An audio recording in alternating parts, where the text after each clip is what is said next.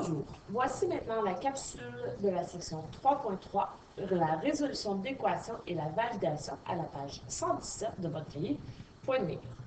Veuillez prendre votre document notes de cours à la page 6 afin de compléter vos notes de cours. La première fiche nous dit la résolution d'une équation du premier degré à une variable est la démarche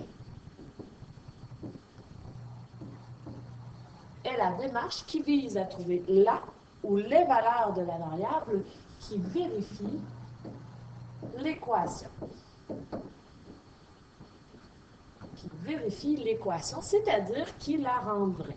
En fait, ce qu'on veut dire ici, c'est que la résolution d'une équation nous permet d'aller déterminer x aura quelle valeur. La deuxième puce, pour résoudre une équation, il est possible d'utiliser différentes méthodes. Nous allons voir que la méthode 1 et 2 sont à tout point presque pareilles, c'est-à-dire la première méthode se nomme la méthode de la balance, qui consiste à isoler la variable dans un des membres de l'équation en utilisant les règles de transformation.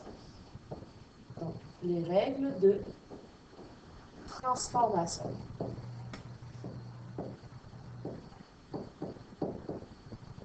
Des équations. Nos astérix nous dit que nous allons mettre les termes avec les variables d'un côté et les termes constants de l'autre côté de notre égalité. Donc, dans l'exemple, nous avons 2x plus 5 qui est égal à x plus 7. J'ai des termes avec variables de chaque côté de notre égalité. Alors, comme c'est la même variable et qu'ils ont le même exposant, je vais essayer de les regrouper du même côté. Je commence par le côté où j'aurai le x en moins grande quantité, c'est-à-dire à gauche de l'égalité, j'ai 2x et à droite de l'égalité, je n'ai que 1x. Donc, je commencerai par enlever le x qui se trouve à droite de l'égalité. Donc, j'enlève x à droite. Ce que je fais d'un côté, je dois le faire de l'autre côté. Donc, 2x moins x me donne x, plus 5, j'y ai pas touché, égale, à droite, x moins x me donne 0, 0 plus 7, donc ici, x plus 5 sera égal à 7. Je vous rappelle que je veux isoler la variable. Alors ici, j'ai x plus 5 égale 7. Alors, je veux enlever le 5. Si je l'enlève à gauche de l'égalité, je dois aussi l'enlever à droite. Donc, x plus 5 moins 5 me reste x égale 7 moins 5, 2. J'ai trouvé ici que la valeur de ma variable dans l'équation 2x plus 5 égale x plus 7, notre x doit avoir la valeur 2. Je vais aller faire ce qu'on appelle notre validation. Donc, si je retournais dans l'équation de départ, 2x plus 5 est égal à x plus 7, allons voir si je remplace mon x, je vous rappelle ici c'est 2 fois x, par la valeur que j'ai trouvée, ça nous donnera 2 fois 2 plus 5 égale 2 plus 7. 2 fois 2, 4 plus 5, 9. Est-ce que c'est égal à 2 plus 7? 9? Oui. Alors, j'ai validé ma solution. La deuxième méthode se nomme la méthode des opérations inverses. Elle consiste à isoler, en effectuant sur un des deux membres de l'équation, l'opération inverse. Donc, vous pouvez constater ici que ce n'est pas vraiment différent de la méthode de la balance. Lorsqu'on applique cette méthode, on procède à l'envers de l'ordre à respecter lorsqu'on applique les priorités d'opération. Je vous rappelle ici notre fameux paiement. Et la troisième méthode que nous avons un peu moins utilisée, mais nous l'avons quand même vue, se nomme la méthode du recouvrement. La méthode du recouvrement, elle consiste à aller recouvrir la partie dont on ne connaît pas la valeur. Si nous regardons ici, dans l'encadré de la démarche, on nous dit, ce qu'on veut faire ici, c'est on veut résoudre l'équation 3x divisé par 4 plus 6 est égal à 15. La démarche, la partie A nous indique, on recouvre la partie de l'opération dont tu ne connais pas la, ici c'est valeur. Donc, dans 3x sur 4 plus 6, ce que j'ignore, c'est la valeur de 3x sur 4 dans l'équation. Donc, ce qu'on a fait ici, on est venu recouvrir la partie qu'on ne connaît pas. Donc, on dit, cette partie-là, on ne sait pas la valeur, mais on sait que quand on lui additionne 6, ça nous donne une valeur de 15. On peut déduire alors que ce qui se trouve dans notre encadré, 3x sur 4, va être égal à 9. Pourquoi? Bien, 9 plus 6 est égal à 15. À l'étape B, on dit, on refait l'étape 1, mais pour la partie que tu as recouvrée au cours de cette étape. C'est-à-dire, on a conclu que 3x sur 4 était égal à 9. Alors, ici, la partie qu'on ne connaît pas, c'est le 3x sur 4, ce qui veut dire que nous pourrons conclure que 3x est égal à 36. Pourquoi est-ce qu'on peut dire ça? Bien, 36 divisé par 4 va être égal à 9. Ou, nous aurions pu dire 9 fois 4 est égal à 36. En C, refais l'étape 2, mais pour la partie que tu as recouvrée au cours de cette étape. Alors ici, on a déduit que 3x est égal à 36. On peut alors déduire que x est égal à 12. Pourquoi? Bien, 3 fois 12 est égal à 36. Donc, la solution est x est égal à 12. Si j'allais maintenant valider cette réponse-là, je retourne dans l'équation de départ. 3 fois, et le x, je le remplace par 12, divisé par 4, plus 6. On va aller voir. 3 fois 12 nous donne 36. 36 divisé par 4, 9. 9 plus 6, est-ce que c'est égal à 15? Oui. Voilà, nous sommes assurés que la réponse, la solution trouvée x égale 12 était la bonne. Nous avons vu une quatrième étape aussi qui est toujours bonne, mais pas toujours efficace lorsqu'on parle de l'algèbre. C'est la méthode par essai et erreur. Donc, on peut toujours s'en sortir avec cette méthode-là. Par contre, ce n'est pas la plus rapide. Et ici, vous avez les astérix qui vous rappellent que si vous utilisez la méthode essai-erreur, il est primordial de laisser toutes les traces de tes erreurs afin de me démontrer la démarche que tu auras utilisée. La dernière plus ici nous dit la validation de la solution d'une équation est une démarche destinée à vérifier l'exactitude de la valeur de la variable trouvée en remplaçant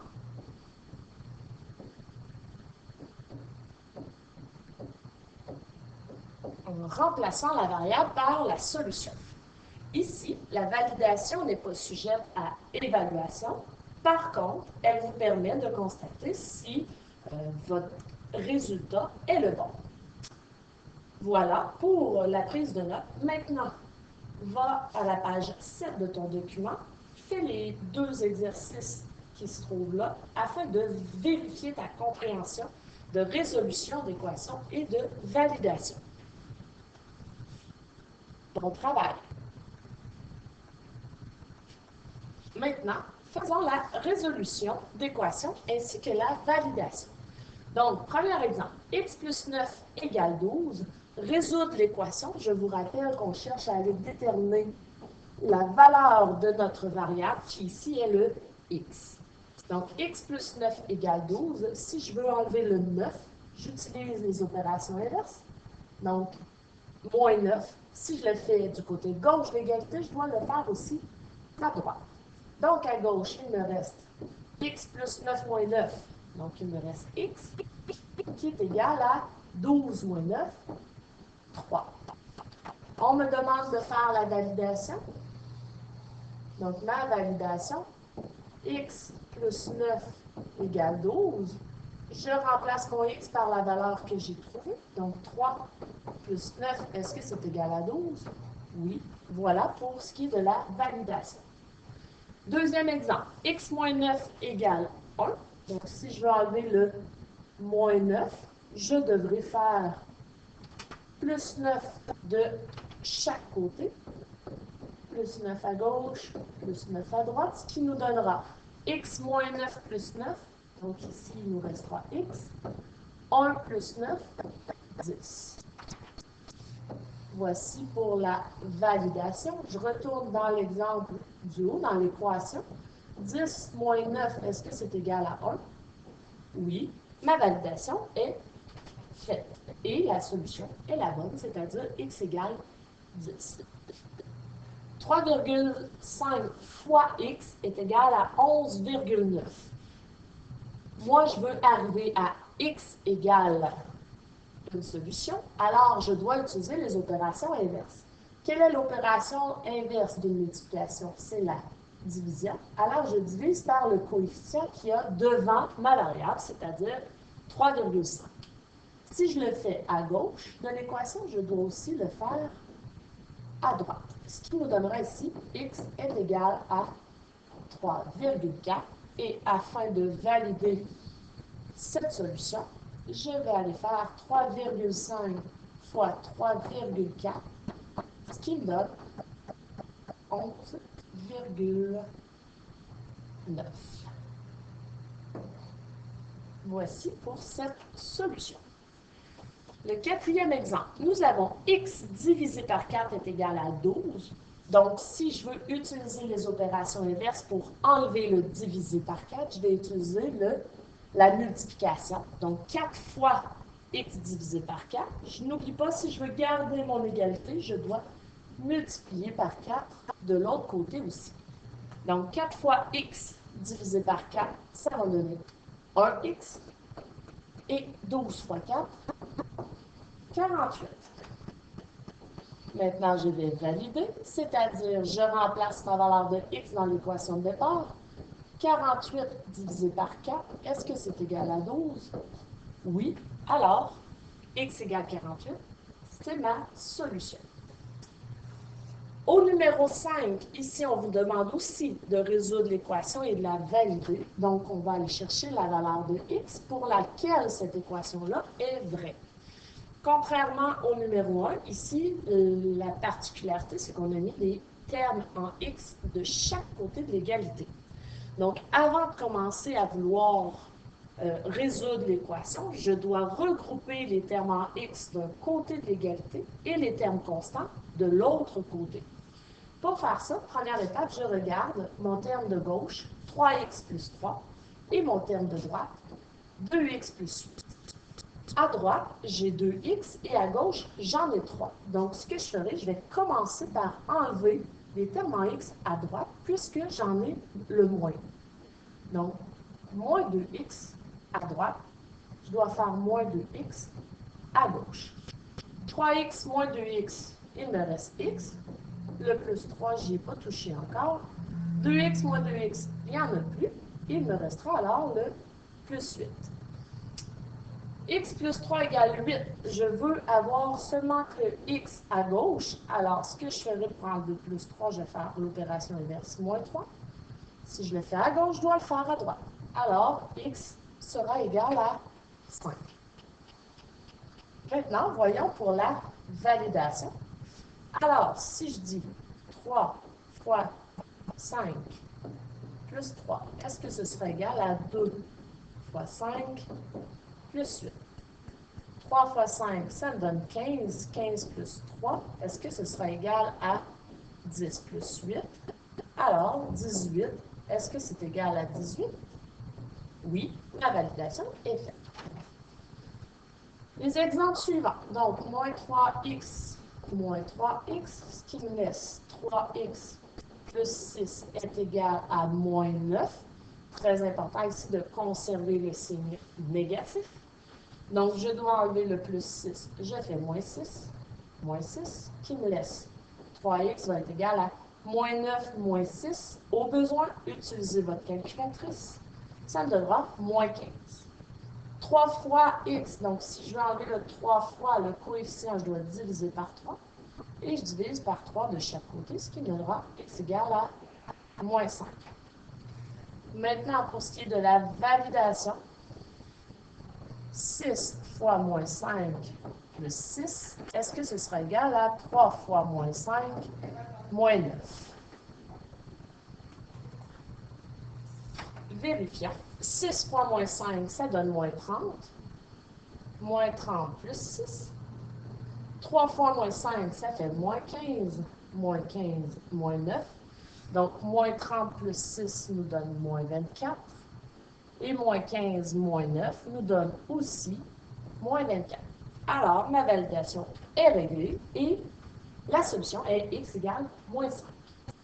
Pour le troisième exemple, j'enlèverai 6x à droite, 6x à gauche de l'égalité. Donc, 7x moins 6x, ça me laisse x.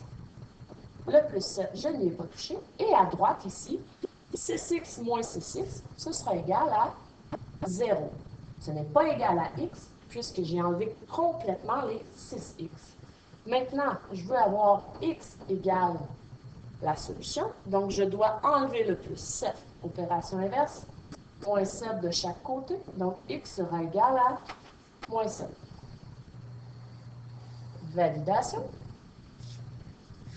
7 fois moins 7 plus 7 va être égal à 6 fois moins 7. Vérifions. 7 fois moins 7, ça va me donner moins 49 plus 7. 6 fois moins 7 va me donner moins 42. Moins 49 plus 7 va être égal à moins 42. Et moins 42 est bien sûr égal à moins 42. Notre solution, x égale moins 7. Quatrième exemple, ici la particularité, c'est que les coefficients devant les x sont négatifs. Alors, je vais utiliser la même démarche. Je vais commencer par enlever le côté où est-ce qu'il y a le moins, où est-ce que le coefficient est le moins grand. Donc, entre moins 0,4 et moins 0,2, c'est moins 0,4 qui est plus petit. Alors, pour enlever moins 0,4x, je vais faire l'opération inverse, plus 0,4x, et je le fais de chaque côté. Donc, à gauche, il me restera seulement 0,5 qui va être égal à 0,2x plus 0,1. Je veux avoir mes termes en x seul du côté droit de l'égalité, donc j'enlèverai 0,1 de chaque côté pour conserver mon égalité, et j'obtiendrai 0,4 sera égal à 0,2x. Si je divise par 0,2 de chaque côté, x sera égal à 2. Validation. Moins 0,4 fois 2 plus 0,5, est-ce que ce sera égal à moins 0,2 fois 2 plus 0,1? Donc, moins 0,4 fois 2, ça fait moins 0,8 plus 0,5. Moins 0,2 fois 2, moins 0,4 plus 0,1. Donc, moins 0,8 plus 0,5, j'aurai moins 0,3. Moins 0,4 plus 0,1, j'aurai aussi moins 0,3. Alors, notre solution sera x égale 2. Voilà. Maintenant, tu peux aller travailler les exercices dans ton manuel point de mire. Bon travail!